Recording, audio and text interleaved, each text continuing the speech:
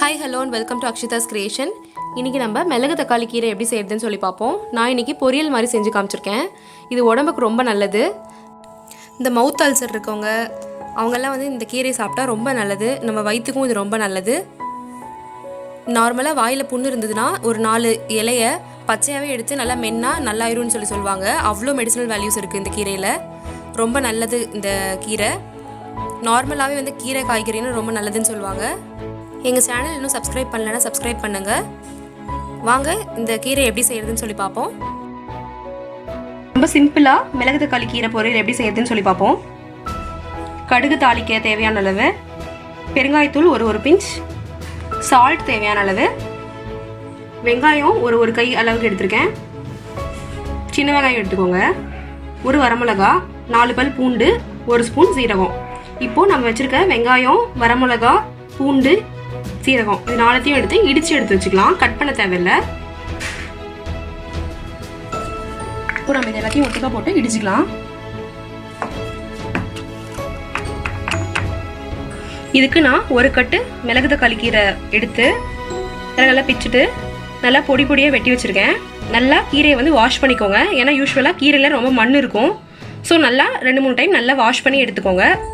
இது கீரை நான் பெருசாக இருக்கங்காட்டியும் கட் பண்ணி எடுத்து வச்சுருக்கேன். சின்னதாக இருக்குது அப்படின்னா நீங்கள் கட் பண்ண தேவையில்லை, டைரெக்டாக அப்படியே போட்டிங்கனாவே வெந்துடும். அடுப்பில் ஒரு வானல் வச்சுக்கோங்க. நல்லா ஹீட் ஆனதும் தாளிக்க தேவையான ஆயில் சேர்த்துக்கலாம்.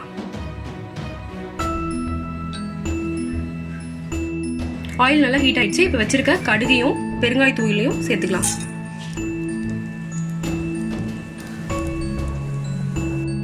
கடுகு பொரிஞ்சிருச்சு. இப்போ இடிச்சு வச்சிருக்க பொருளை சேர்த்துக்கலாம்.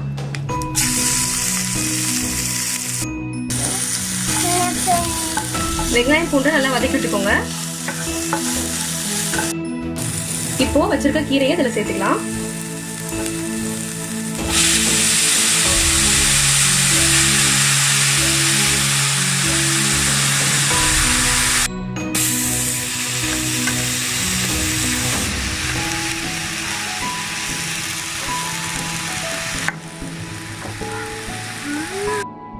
தண்ணி தெளிச்சு விட்டுக்கலாம் கீரை வேகிறதுக்கு.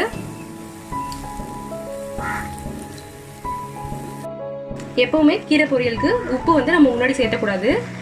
உப்பு எப்பயுமே கடைசியாக இறக்கிறதுக்கு முன்னாடி தான் நம்ம கீரை பொரியலுக்கு உப்பு சேர்த்தணும். அதே போல் கீரையை எப்பயுமே மூடி வச்சு வேக வைக்கக்கூடாது. மூடி வச்சிங்கன்னா கண்டிப்பாக அது கசப்பெடுத்துரும்.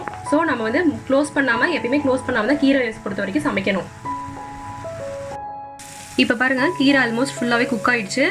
இப்போ இந்த ஸ்டேஜில் தான் நம்ம உப்பு சேர்த்துக்கணும்.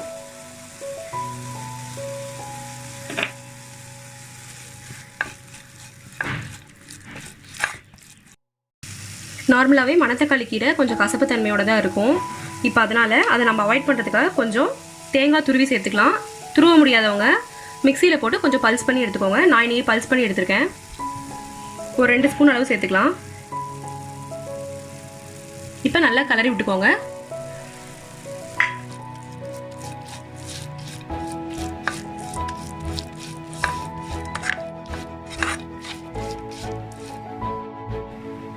நம்மளோட மணத்தக்காளி கீரை பொரியல் சூப்பராக ரெடி ஆயிடுச்சு.